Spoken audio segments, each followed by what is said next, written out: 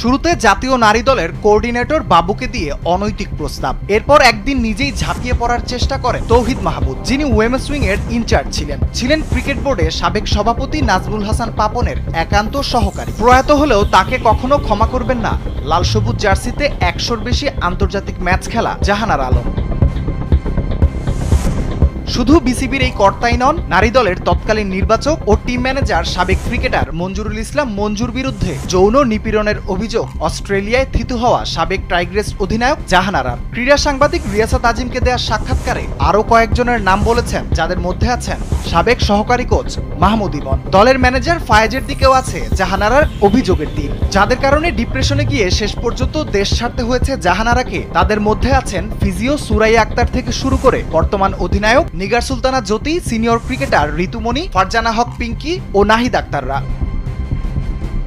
সকল অভিযোগ বিসিবিতে দেওয়ার পরও চুপ ছিলেন বিসিবির প্রধান নির্বাহী নিজামুদ্দিন চৌধুরী। জাহানারার কাঠগড়ায় তিনিও বিসিবির সিইওর কাছে লিখিত অভিযোগ দিলেও মেলেনি কোনো ফলাফল। এ যেন সাজানো এক সিন্ডিকেট চক্র। ক্রিকেটকে এগিয়ে নেওয়ার স্বপ্ন দেখানো বিসিবি কেন কোনো ধরনের পদক্ষেপ নেয়নি? নারী ক্রিকেটের প্রতি বোর্ডের মনোভাব তাহলে এই? ক্রিকেট বোর্ডের অধীনে থাকা ক্রিকেটাররাই যেখানে নিরাপদ নন, সেখানে অভিভাবকরা কোন ভরসায় মেয়েকে ক্রিকেটার বানাতে চাইবে?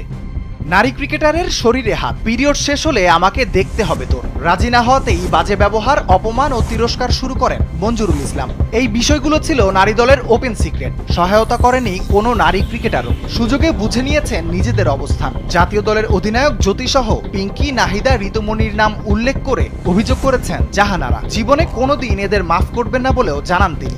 শেষ হয়ে গেছে দেশের ক্রিকেটে ক্যারিয়ার। জাতীয় দলের সময়ের অন্যতম ক্রিকেটার ছিলেন জাহানারা। বর্ণাঢ্য ক্যারিয়ার ফেলে থিতু হয়েছেন সিডনিতে। এক কথায় বিসিবির দায়িত্বশীলদের লোলুপ দৃষ্টির কারণে পাচার হয়ে গেছে দেশের মেধা। বিসিবির সিইও নিজামুদ্দিন চৌধুরীর কাছে অভিযোগ করেছিলেন জাহানারা। অবজারভেশন লেটারে তারিখ, সময় ও ফিজিক্যাল অ্যাবিউজের কথা উল্লেখ করার পরেও কোনো সমাধান পাওয়া যায়নি তার কাছে। এসবের বিরুদ্ধে কেন কোনো সিদ্ধান্ত নেয়নি বোর্ড? প্রথম বিভাগের এক নারী ক্রিকেটারের সঙ্গে ঘটেছিল এমনই এক ঘটনা। কল রেকর্ড থাকার পরেও কোনো সিদ্ধান্ত নেয়নি বিসিবি। নারী ক্রিকেটের অভিভাবকের কাছেই সুরক্ষিত না নারী ক্রিকেটাররা। যৌন লালসার এই ভয়াল থাবা থেকে কিভাবে রক্ষা পাবে নারী ক্রিকেট? বোর্ডের দায়িত্বশীলরা বদলায় ঠিকই, ক্রিকেটে ইমেজ ফেরানোর কথাও শোনা যায়, অথচ নারী ক্রিকেটের স্পর্শকাতর অভিযোগ তদন্তেই আগ্রহী নয় বোর্ড। জাতীয় দলের সিন্ডিকেট নিয়ে জাহানারা আলমের অভিযোগ আমলে নেয়নি। এবারের অভিযোগও তুচ্ছ জ্ঞান করতে পারবে বিসিবি। বিষয়টি নিয়ে উইমেন্স উইং এর নতুন চেয়ারম্যান আব্দুর রাজ্জাকের সঙ্গে ফোনে অসংখ্যবার যোগাযোগ করার চেষ্টা করলেও ফোন ধরেননি তিনি।